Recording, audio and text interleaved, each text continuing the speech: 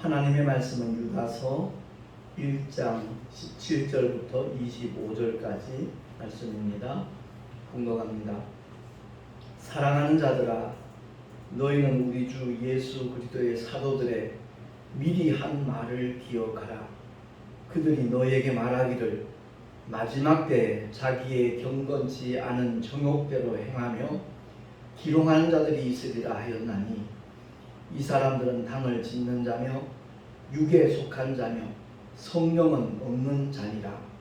사랑하는 자들아, 너희는 너희의 지극히 거룩한 믿음 위에 자기를 건축하며 성령으로 기도하며 하나님의 사랑 안에서 자기를 지키며 영생에 이르도록 우리 주 예수 그리스도의 긍휼을 기다리라. 어떤 의심하는 자들을 긍휼히 여기라. 또 어떤 자를 불에서 끌어내어 구원하라. 또 어떤 자를 그 육체로 더럽힌 옷이라도 싫어하여 두려움으로 긍휼히 여기라. 능히 너희를 보호하사 거침이 없게 하시고 너희로 그 영광 앞에 흠이 없이 즐거움으로 서게 하실 자, 곧 우리 구주 홀로 하나이신 하나님께 우리 주 예수 그리스도로 말미암아 영광과 위엄과 권력과 권세가 만고 전부터 이제와 세세에 있을지어다. 아멘. 기도하겠습니다. 오늘도 거룩하고 복된 날, 주의 날 우리에게 허락해 주시고 부활의 산소만을 굳게 믿음으로 붙잡고 있는 믿음의 사람들이 예배를 통하여 주 앞에 영광 돌리게 하심을 감사합니다. 하나님 아버지, 증거되는 말씀에 성령께서 기름 부어 주셔서 바로 깨닫게 하시고 정말로 우리가 어떻게 믿음의 길을 걸어가고 달려가야 것인가 올바로 알 수 있는 은혜의 시간 되게 하여 주시옵소서. 또한 깨달은 대로 실천할 수 있는 믿음의 능력까지 주께서 공급해 주실 줄 믿사옵고 우리 구주 예수 그리스도 이름으로 감사하며 기도하옵나이다. 아멘. 비대면 예배가 장기화되다 보니까 참 작은 교회들은 문 닫은 교회가 참 많이 생겼습니다. 우리 송내 열방교회는 이 골목 아닌 개척교회들도 주일날 거의 문을 열지 않는 그런 상태가 되어버리고 말았죠. 골목마다 찬송소리가 들리고 교회마다 기도소리가 울려 퍼지던 그 시절이 너무나 그립습니다. 근데 이렇게 비대면 예배를 듣다 보니까 어색한 부분이 없잖아 많이 있어요. 다름이 아니라 성도가 많건 적건 말씀을 전할 때 서로 얼굴을 대면하면서 눈을 마주치면서 생명의 말씀을 증거하던 그 시절들이 이제는 흘러가 버린 것 같아서 이렇게 카메라만 쳐다보면서 이렇게 말씀을 전한다는 것이 참 무척 어색하게 느껴져요. 그러다 보니까 나도 모르는 사이에 자꾸만 이 주보를 쳐다보고 있더라고요. 제가 최근에 제 설교 동영상을 이렇게 모니터를 이렇게 해봤는데 마치 원고 설교하는 사람처럼 이렇게 밑에 자주 내려다보는 모습이 보이더라고요. 아, 습관이라는 게 참 무섭다. 성도들이 없으니까 거기에 익숙해 있던 사람이 부자연스러워서 나도 모를 그런 모습이 이렇게 드러나는구나 하는 것이 이렇게 깨달아지더라고요. 속히 대면 예배를 드릴 수 있는 그런 날들이 돌아와서 성도들과 이렇게 마주 보면서 생명의 말씀이 이렇게 나눌 수 있는 그런 날이 빨리 오기를 간절히 소망합니다. 복음을 제대로 한다면, 하나님의 말씀을 올바로 깨달은 사람이라면 신앙생활이 무엇인가 하는 것을 아마 정확한 정의를 내릴 수 있을 겁니다. 그 개념도 알 수 있을 것이고 또한 삶의 자리에서도 분명히 그런 모습들이 드러나게 될 것입니다. 제가 오늘 말씀의 제목을 그리스도인의 참된 자세 이렇게 명명을 해봤습니다만은 신앙생활이 뭡니까? 분명히 오늘 본문의 말씀을 통해서 깨닫게 하시는 하나님의 말씀은 지극히 거룩한 믿음 위에 자기를 건축하라 그랬습니다. 그렇습니다. 교회 생활, 신앙생활은 바로 주님께서 우리에게 허락하신 어떤 믿음이요? 지극히 거룩한 믿음입니다.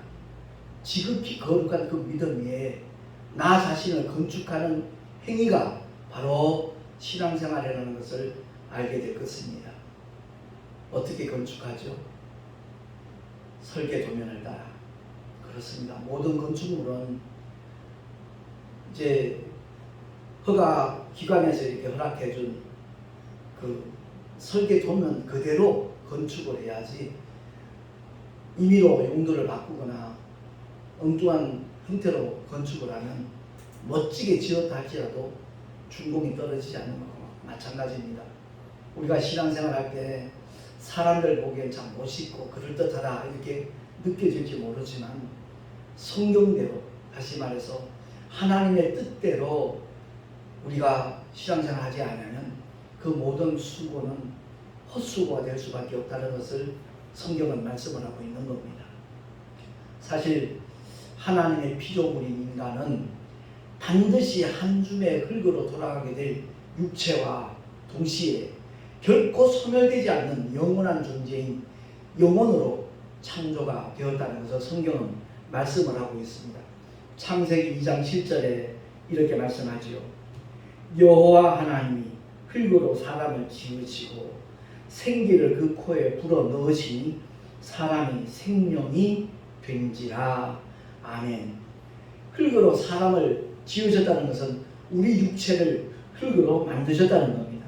그리고 생기를 그 코에 불어 넣으시니 사람이 생명이 된지라. 살아있는 영적인 존재가 되었다고 우리에게 일러주고 있습니다.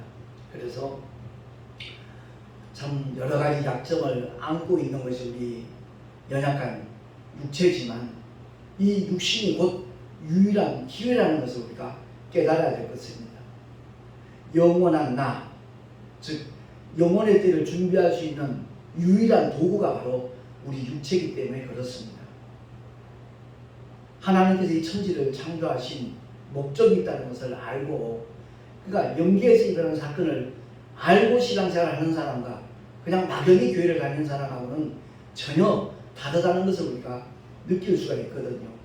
유다서 1장 6절에 보면 우리 한 목소리로 한번 합독을 하도록 하겠습니다. 시작. 또 자기 지위를 지키지 아니하고 자기 처소를 떠난 천사들을 큰 날의 심판까지 영원한 결박으로 흑암에 가두셨으며.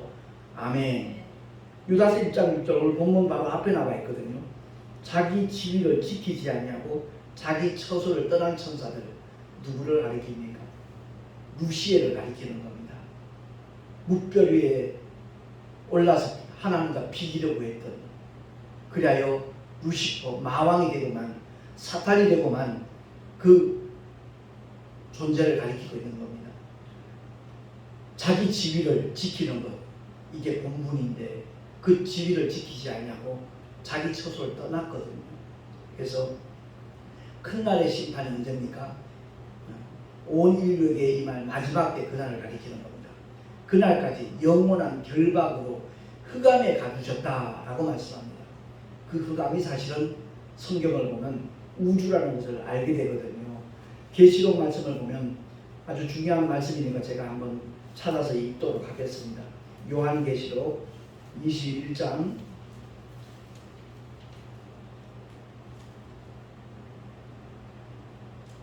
20장 마지막 절이죠.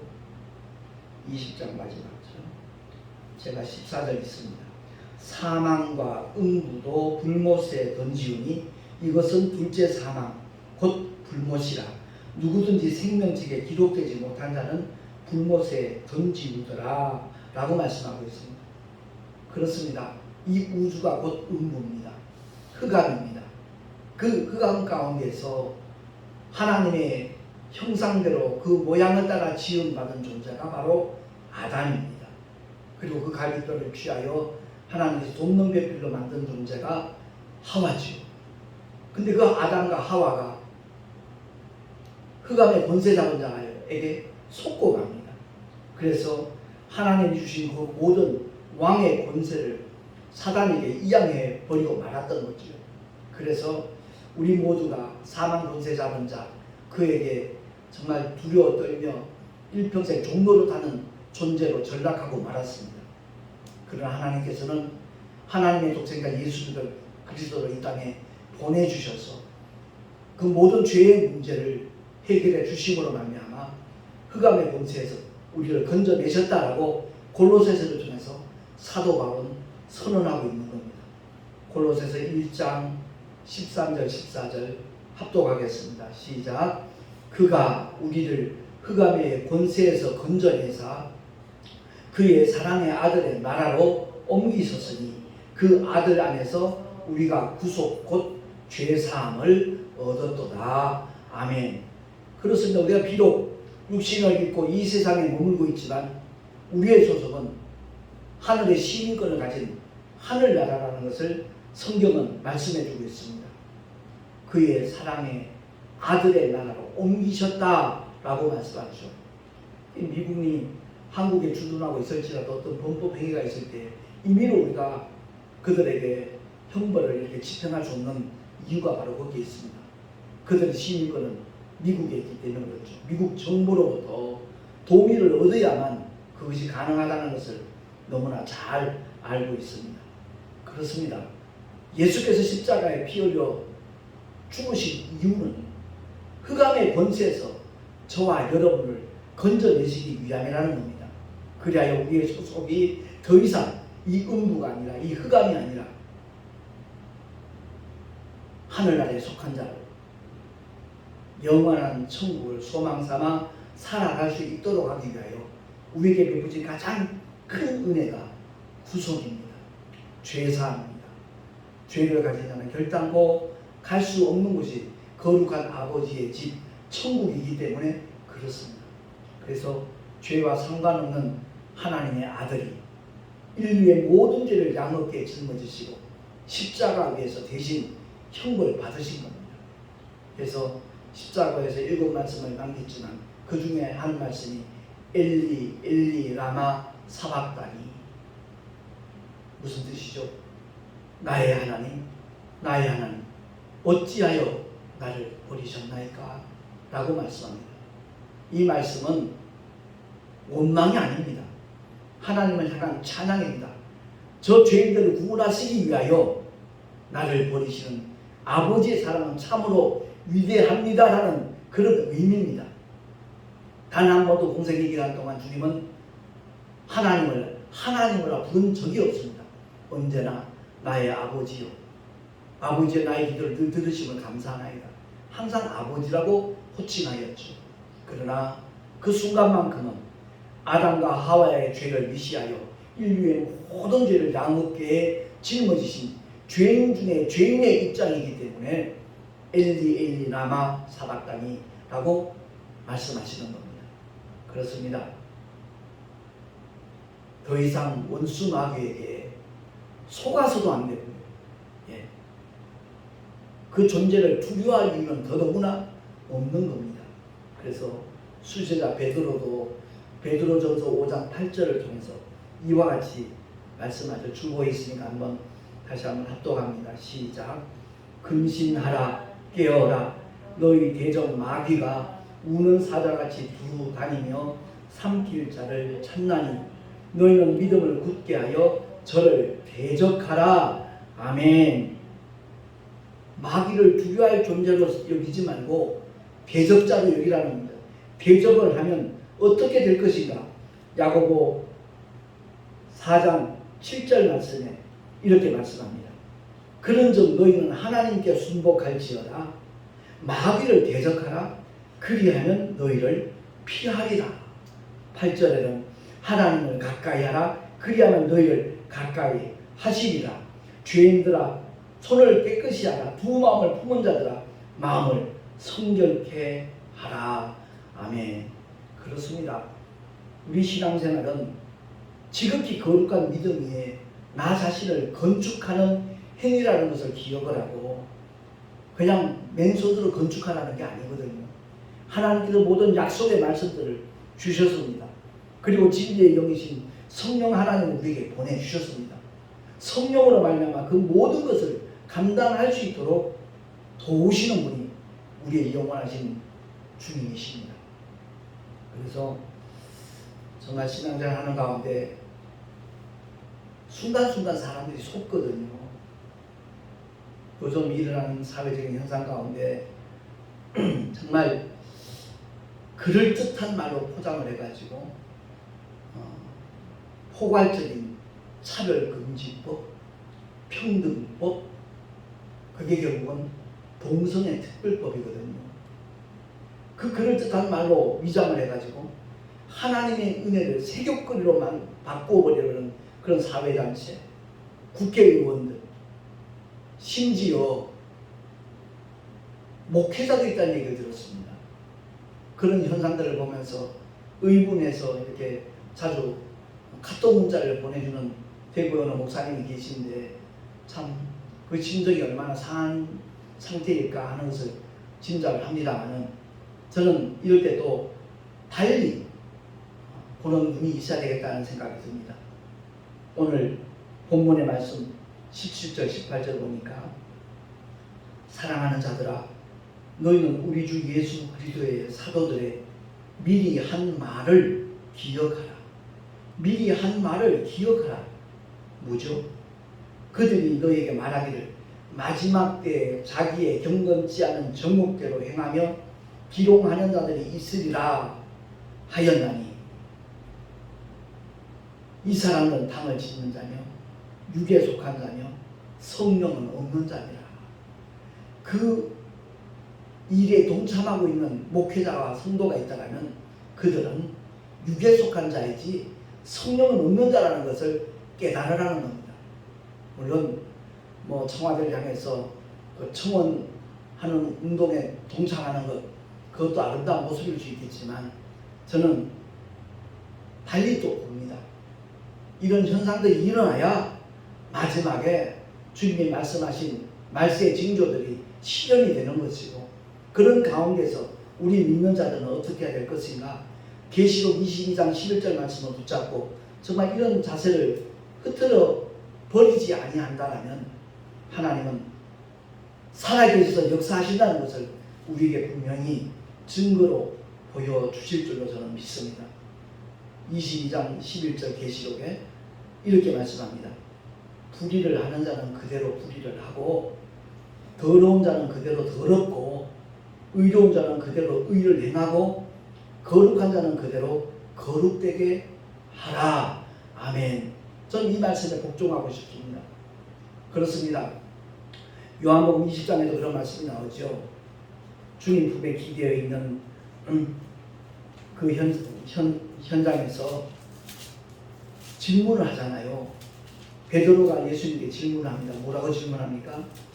주님의 품에 안겨 있는 베드로가 돌이켜 예수의 사랑하시는 그 제자가 따르는 것을 보니 그는 만찬석에서 예수의 품에 의지하여 주여 주를 파는 자가 누구오니까 묻던 자들아. 바로 그 사도 요한을 가리키죠. 이에 베드로가 그를 보고 예수께 여짜오되 주여 이 사람은 어떻게 되겠사옵나이까? 라고 묻습니다. 사도 요한의 장면은 어떻게 될 것인지 궁금해서 질문했어요. 그때 22절 예수께서 가라사대 내가 올 때까지 그를 머물게 하고자 할지라도 내게 무슨 상관이냐? 너는 나를 따르라 하시더라. 그렇습니다. 우리가 하나님으로부터 받은 사명, 그 사명 감당하는 일에만 매진한다면 다른 사람이 어떤 사역을 하든 어떤 삶을 펼쳐나가든 거기에 관여하지 않게 되어 있어요. 그 시간에 차라리 복음을 알지 못하는 사람들에게 복음의 씨앗을 뿌려야죠. 생명의 씨앗을 뿌려야죠. 그것을 하나님이 원하시는 겁니다. 내가 전도하러 왔노라. 마가복음 1장에 이렇게 말씀하신 그 주님은 공생애를 마치시고 난 다음에 부활 승천하시기 직전 그 일을 우리 먼저 믿고 구원받은 제자들에게 성도들에게 위임을 하셨습니다. 그러니까 우리는 저 사람의 마음같이 길가인지 아니면 돌짝밭인지 가시덤불인지 아니면 옥토인지 거기에 궁금증을 먼저 유발하지 말고 그냥 맡기신 일에 매진한다면, 힘껏 복음의 씨앗을 뿌린다면, 때를 얻든지 못 얻든지 하나님의 말씀을 전한다면 일하시는 건 하나님이십니다.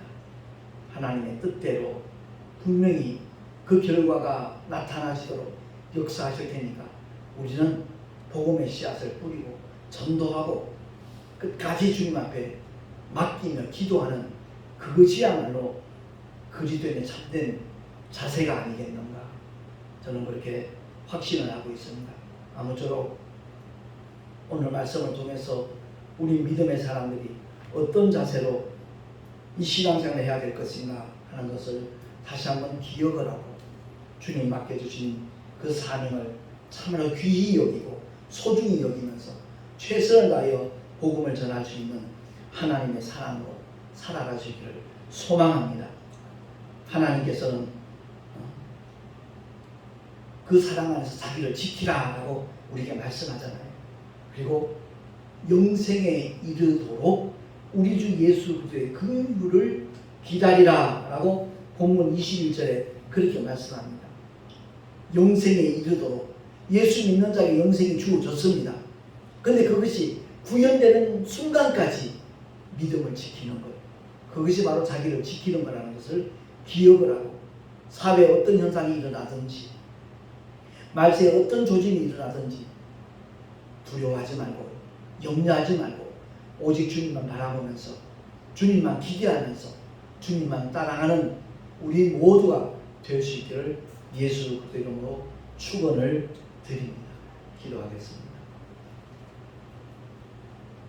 능히 너희를 보호하사 거침이 없게 하시고 너희로 그 영광 앞에 흠이 없이 즐거움으로 서게 하실 자 곧 우리 구주 홀로 하나이신 하나님께 우리 주 예수 그리스도로 말미암아 영광과 위엄과 권력과 권세가 만고전부터 이제와 세세에 있을지어다. 아멘. 이렇게 선포한 말씀대로 우리도 이와 같은 믿음을 가지고 한 걸음 한 걸음 걸어가며 달려갈 수 있도록 주여 역사하여 주시옵소서. 우리 구주 예수 그리스도 이름으로 감사하며 간절히 축복하며 기도하옵나이다. 아멘. 찬송가 340장 함께 찬양합니다.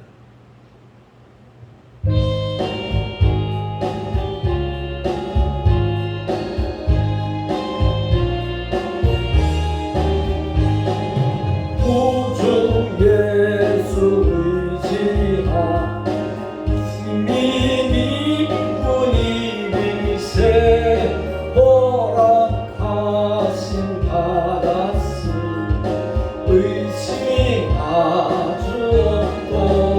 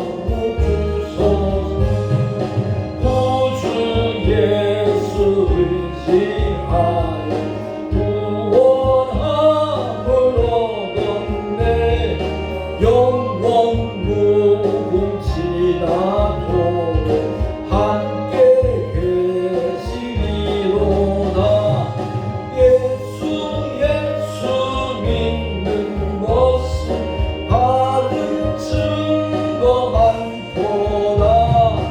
예수 예수 귀한 예수 믿음 얻는 주소서. 아멘. 주님을 예배하며 11조 여러가지 모양의 헌물들 드렸습니다.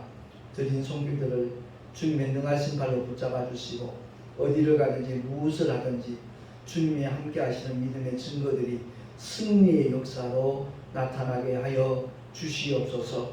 이 예물이 쓰여지는 곳에 하나님의 뜻이 펼쳐지며 하나님의 나라가 확장되며 구원받는 영혼들이 늘어나기를 간절히 소망하오니 주여 성령께서 강하게 역사하여 주시옵소서. 우리 구주 예수 그리스도 이름으로 감사하며 간절히 축복하며 기도하옵나이다. 아멘. 359장 찬양하고 축도로 마치겠습니다.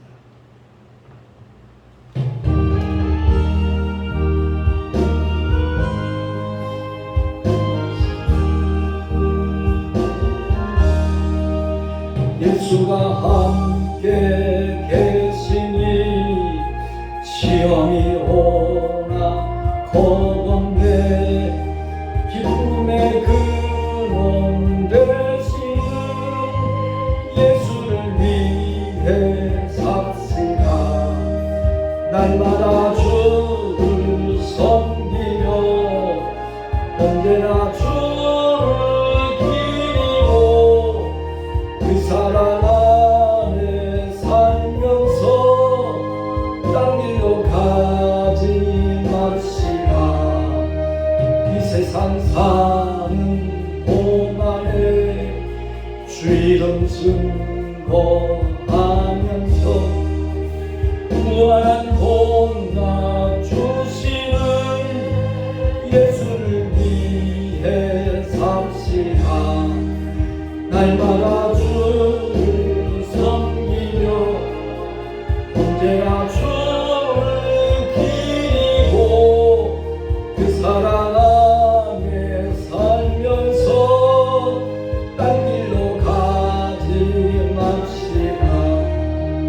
이 세상 친구 없어도 예수는 나의 친구니 불의한 일을 버리고 예수를 위해 삽시다.